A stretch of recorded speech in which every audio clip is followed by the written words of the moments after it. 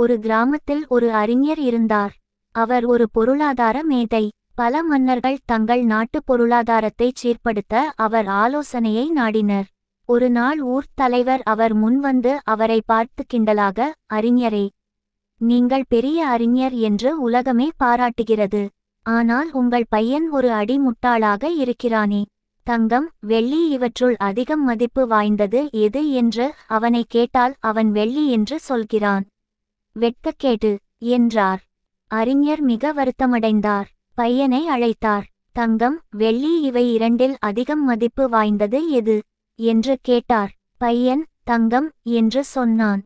பின்னியின் ஊர்த் தலைவர் கேட்கும்போது வெள்ளி என்று சொன்னாய்.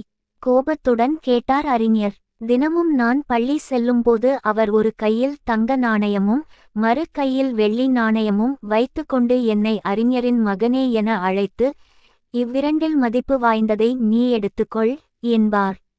நான் உடனே வெள்ளியை எடுத்துக்கொள்வேன். உடனே அவரும் சுற்றி இருப்பவர்களும் சிரித்து கிண்டல் செய்வார்கள்.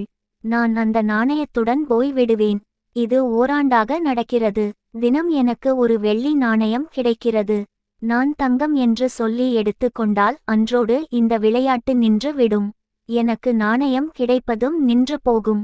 எனவே தான் அறிஞர் திகைத்தார்.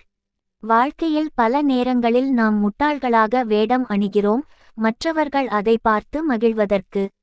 ஆனால் நாம் தோற்பதில்லை, அவர்கள் வெல்வதாக எண்ணிக்கொண்டிருப்பார்கள். ஆனால் வேறு கோணத்தில் பார்க்கும்போது நாம் வென்றிருப்போம்.